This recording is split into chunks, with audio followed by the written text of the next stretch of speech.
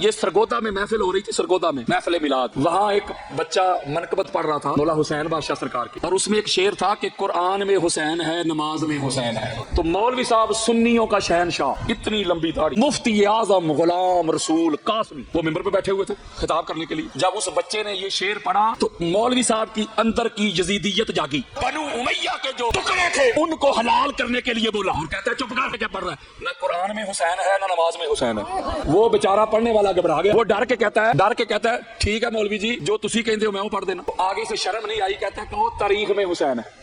دیکھ لیں آپ، مجھے اس کے اوپر میں نے ایسے کچھ 100 سے اوپر آیات پڑھی ہوئی ہیں، بلکہ میں نے اس نوجوان کو بھی کہا ہے یہ بات تو چھوٹے چھوٹے بچوں کو بھی معلوم ہے کہ قرآن میں حسین ہی تو ہے۔ اس 2 ٹکے کے مولوی سے گھبرا کے پیچھے ہٹ گیا۔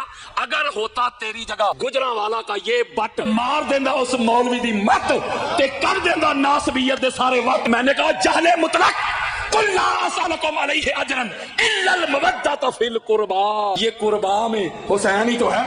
ابنانا و ابناکم، یہ ابنانا میں حسین ہی تو ہے۔ انما یرید اللہ لیذھب عنکم الرجس اہل البیت، یہ اہل البیت میں حسین ہی تو ہے۔ جب نماز پڑھتا مرتا ہے مولوی، تو جب کھڑا ہوتا ہے نیت کر کے تو کہتا ہے مولا صراط مستقیم پہ چلا۔